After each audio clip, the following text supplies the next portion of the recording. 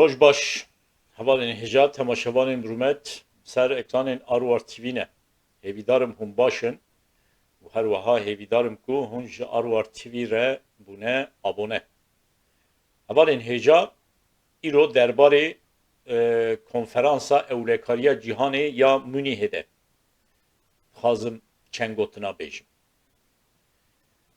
ایرو کنفرانسا اولکاریا جهانی یا مونی هده دست بکر د ساعت 1:30 Avrupa'yı da به آخافتنا وکرنی یا شانسولی آلمان مرد konferansı به آوه که فرمی دست بکر. ای سال واتیا و konferansı جبوی ما جدایه. Yani çima cudای جبر کو پشتی باشور کردستانی جارا یکمه کرد تنه و خواندکرین جبو ve konferansı. Yani konferans çendil Avrupa'yı çebebeci vataya xwe de asta cihan edaye. Yani veke konferansa ke ewlekariye ya Avrupa'yı nine. Ev konferans ya şestu duyemine. Jiber ku de sala 1963 da konferansa yekem dest pekir. U isal ev konferansa şestu duyemine bekti.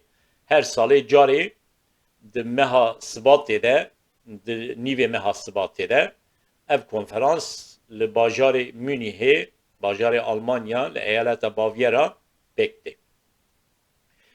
Lebeli ev konferans veke berdevamiya konferansın evlekariye ye NATO'ye.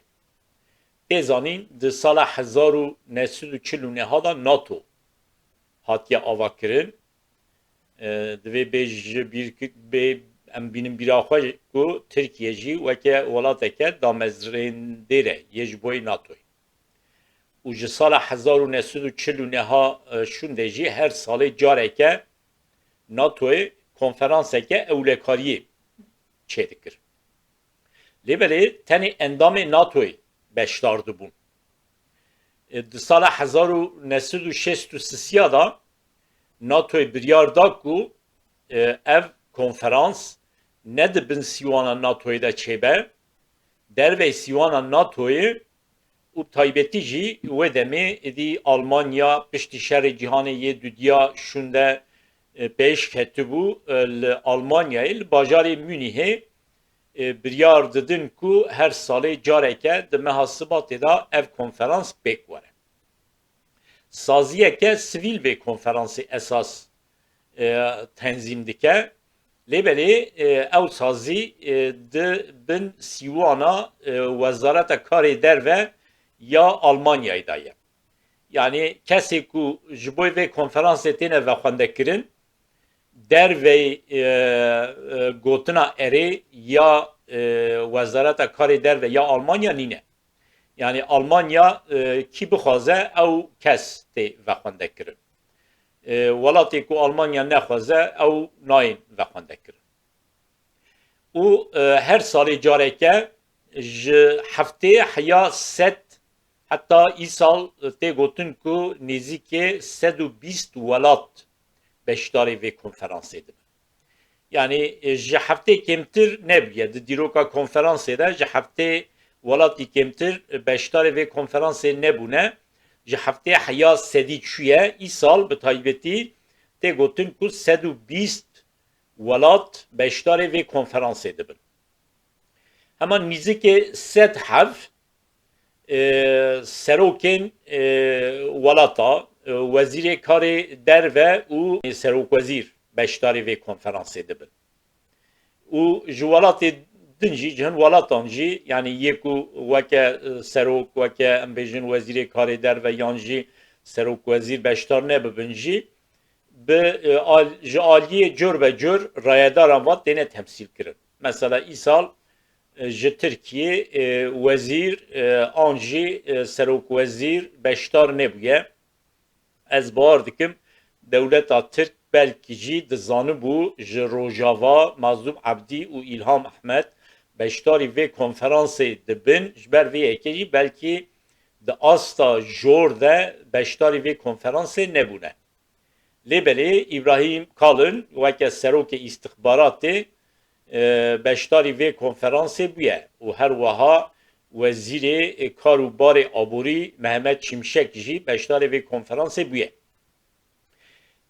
کسی کو وکه امبیجن سروک ولاتا وکه سروک وزیر وکه وزیر بشداری وی کنفرانس دبن همو ناخفن yani همو آخفتوان نینن دوی کنفرانس دا کم کس به آوه که فرمی دا آخفن وکه من گفت ساعت یکو نیوه ده شانسولی آلمان مرتس آخفی وکه امبیجن خودی کنفرانسه پشترا امانوئل ماکرون دا آخفه yani ایرو امانوئل ماکرون دا آخفه و دیسا ج کمیسیونا آوروپای کمیسیونا یکیتی آوروپای از باور دکم وندرلین دا آخفه و سبه جی مارک روبیو وکه وزیر کار در و یه امریکا د کنفرانسی دا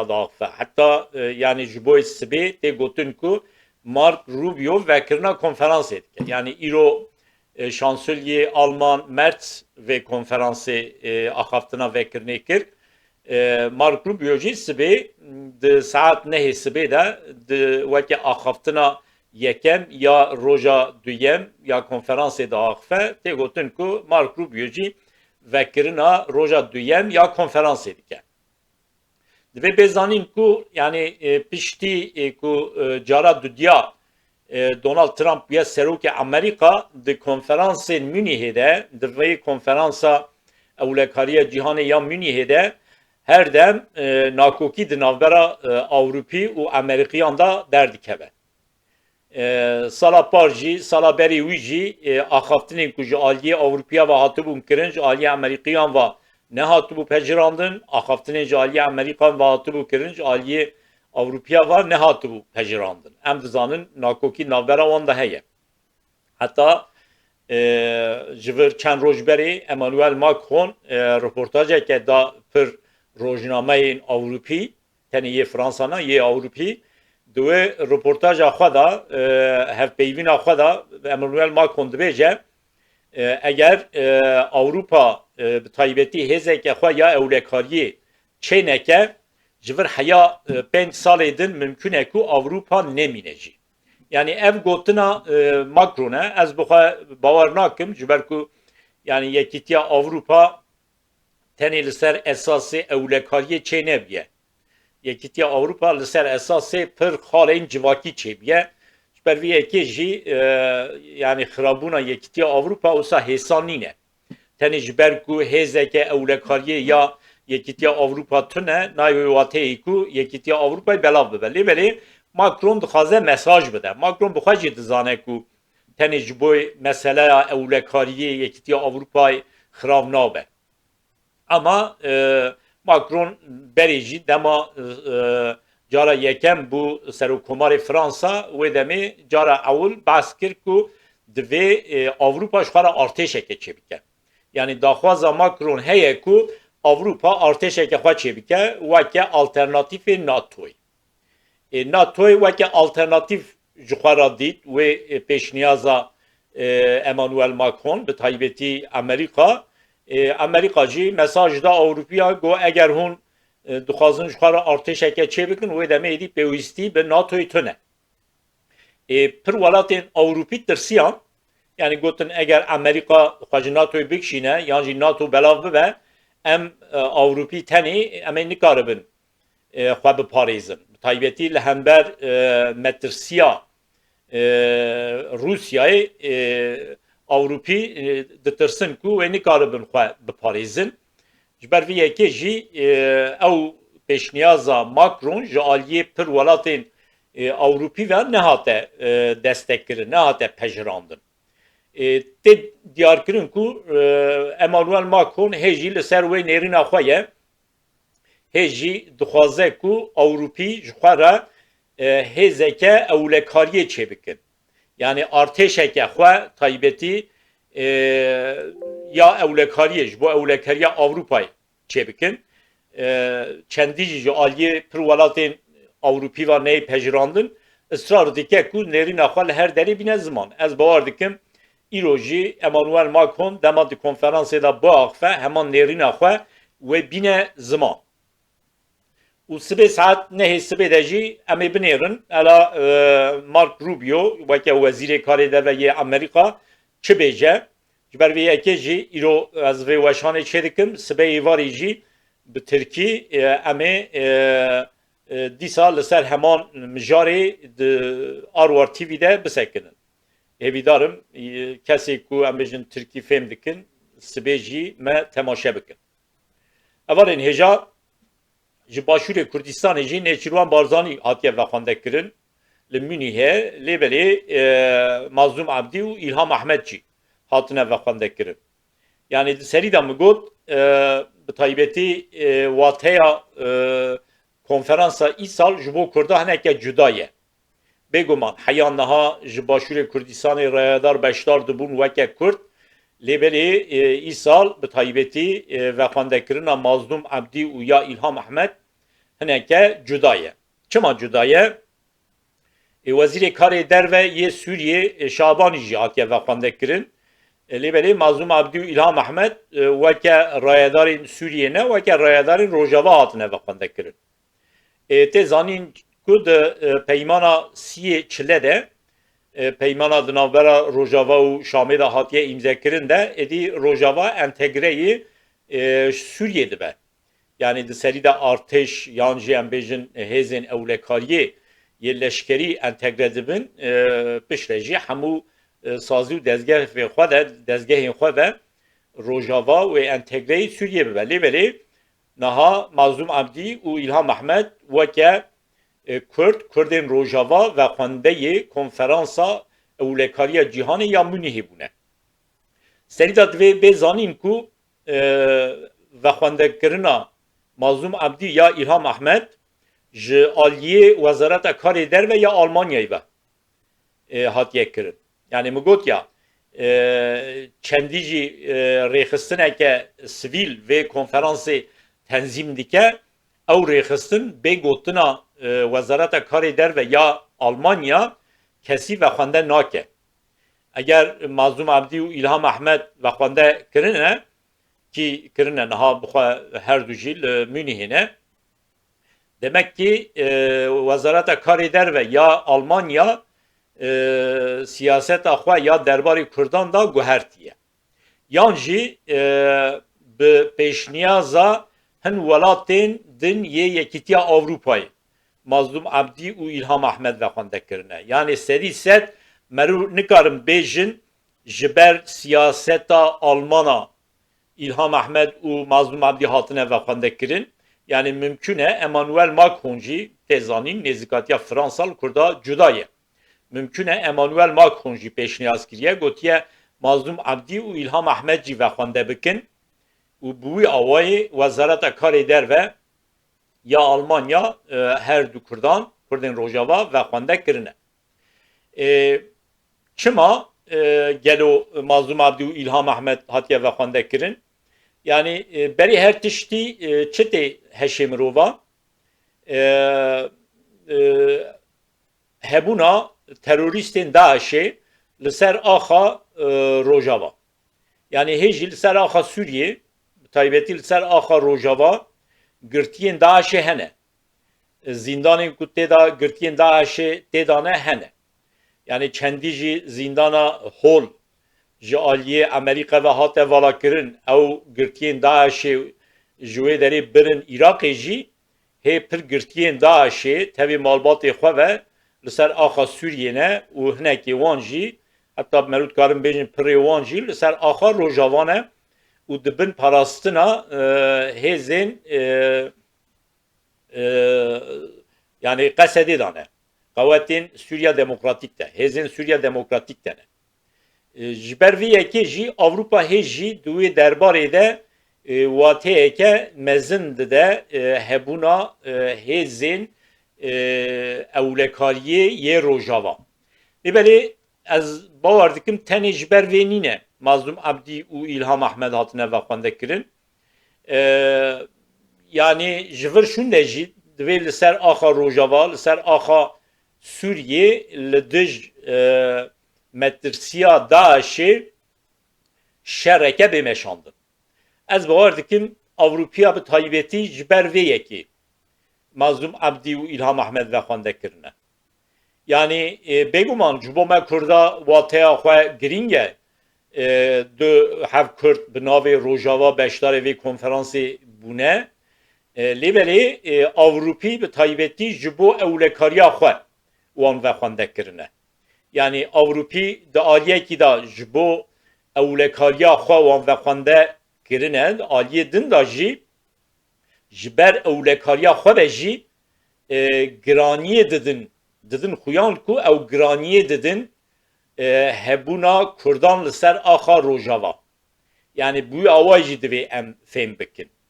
Mıgot ya eğer Wezareta Karê Derve ya Almanya Mazlum Abdü İlham Ahmed ve xwende kiriye demek de siyaseta Almanya da guhertin çebiye. Lebele tane de siyaseta Almanya da guhertin nine de siyaseta yekiti Avrupa'yı da ji ez bavar dikim duve derbarê da guhertin heye.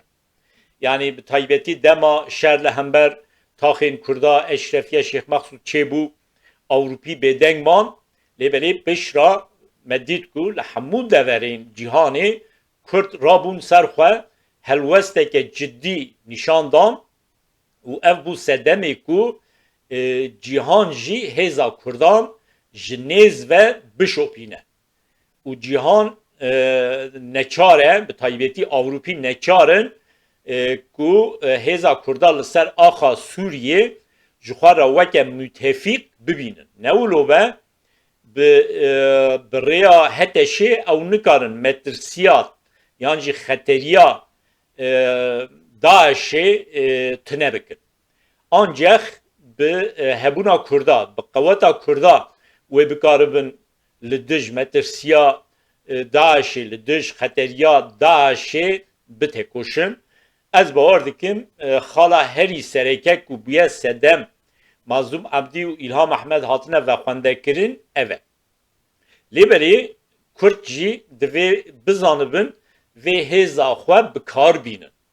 Yani eğer Avrupî neçarin hebûna Kurda li ser axa Sûriye bibînin û ji hebûna Kurda ya li ser axa Sûriye sûd werbigirin wê demê Kurd jî di asta dîplomatîk de divê vê hêza xwe bikar bînin. Yani tenê beşdarbûna konferanseke weke konferansa ewlekariya cîhanê ya Munîhê têr nake. Yani divê Avrupî bi taybetî hebûna Kurda li ser axa Rojava statûya Kurdan li ser axa Sûriye bi awayeke ciddi nas bikin û pêra îtifaqê çê bikin. Yani eğer Avrupî bi Kurdan ra îtifaqê çê nekin yani Kurd divê li ser axa xwe yan jî li ser axa rojhilata navîn ji Avrupîya ra weke jendürme, weke polis, weke asker neyine bikaranî. Yani Kurd xwe weke askerê Avrupîya, xwe weke polisê Avrupîya li rojhilata navîn divê nedin bikaranî. Nehêlin ku Avrupî wan bikar bînin. Mixabin ev çend salê dawiye hêzê me yê Rojava duê derbarê de hineke pasîv hereket kirin. Yani bi taybetî ji Avrupîya ra berpirsiyartiyeke ewlekariyê ji bo Avrupîya girtin ser milê xwe. Yani weke gardiyanên zindanên Daişê xwe bikaranîn.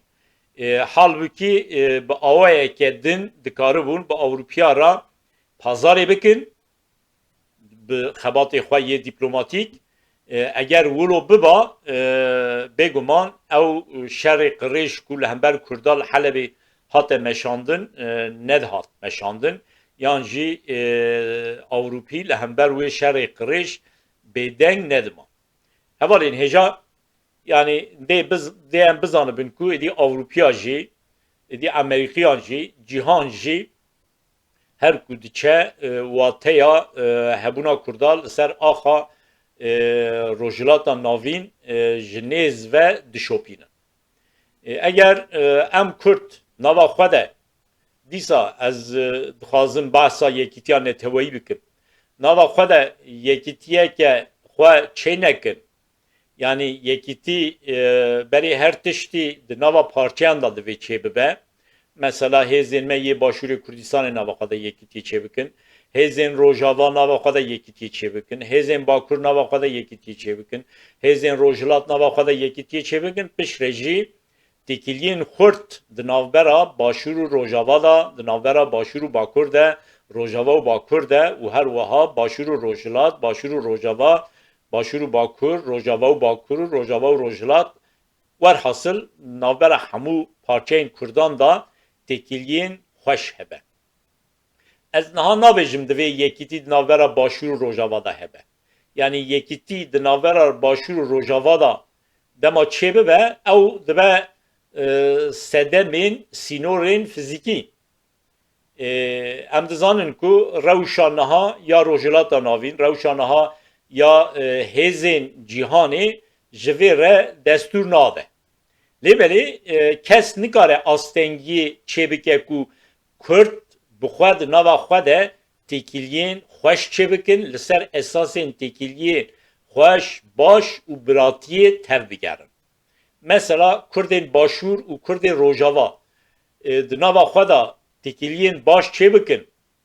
Yani çi di warê tîcarî de be, çi di warê leşkerî de be, çi di warê ewlekariyê de be, çi di warê siyasî û her wekî din de be.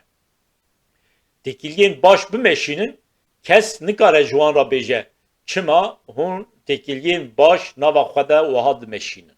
Mümkün e dewletên weke dewleta Tirkiye, weke Erebên Iraqê, weke dewleta Îranê û her wiha weke hete şer hedsiz bibin. Lêbelê wê nikaribin zêde astengiyê çê bikin. Ji ber vê yekê jî divê Kurd berê her tiştî Kurdê her perçeyê di nava xwe de yekîtiyê çê bikin. Kes nikare astengî çê bike pêşiya wan û di dereca duyem de jî her perçeyên Kurdistanê, hêzên her perçeyên Kurdistanê bi parçeyê dir re di nava têkiliyên baş de bin. Valê hêja min niha agahî girt ku Mazlum Abdî û İlham Ahmed gihîştine Münihê û her wiha tevî Wezîrê Karê Derve yê Sûriyê Şabanî bi Mark Rubio re, yani bu Wezîrê Karê Derve yê Amerîka re hevdîtineke çêkirine, yan jî em dikarin bêjin civîneke çêkirine. Esas mijara wê hevdîtinê, wê civînê jî ew e ku derbarê Rojava da, derbarê rewşa çi li Rojava be, çi jî li Sûriyê be û her wiha derbarê entegrasyonê da axifîne. Sibeyê varê daha zêdetir wê agahiyê me çê bibin. Yan jî dost be, weke tê zanîn ev konferans sê roja dewam dike. Yan sibeyê varê yan jî dost be êvarê em ê bizanibin divê konferansê da Mazlum Abdî û İlham Ahmed taybetî bi kî re çi hevdîtin çêkirine. Weke çend deqe berê jî min got her kesê ku beşdarê vê konferansê dibe naaxivin, yani axaftvan nînin di civîna da, weke axaftvanê fermî yê platforma nînin, yê konferans yê civîna nînin. Lêbelê di pişt perdeyê de cor ve cor civîn têne çêkirin. Hevdîtin têne çêkirin. Yani ew hevdîtina ku Mazlum Abdî, İlham Ahmed, tevî Şabanî bi Mark Rubio ra çêkiriye jî ji wan hevdîtinan yek e. Ez bawar dikim Mazlum Abdî, İlham Ahmed wê bi pir serokên welatan ra, yan jî Wezîrê Karê Derve yê welatan ra, yan jî Wezîrê Ewlekariyê yê welatan ra wê hevdîtina çê bikin. Piştî roja sêyem ya vê konferansê em ê zêdetir xwedî agahî bin û di ekranên Arwar TV de jî em ê şîrove û analîz bikin. Weke hûn dizanin di Arwar TV de em mijaran şîrove û analîz dikin. Tenê em weke nûçe nadin, ev kanal ne kanaleke nûçe ye, kanala şîrove û analîzan e.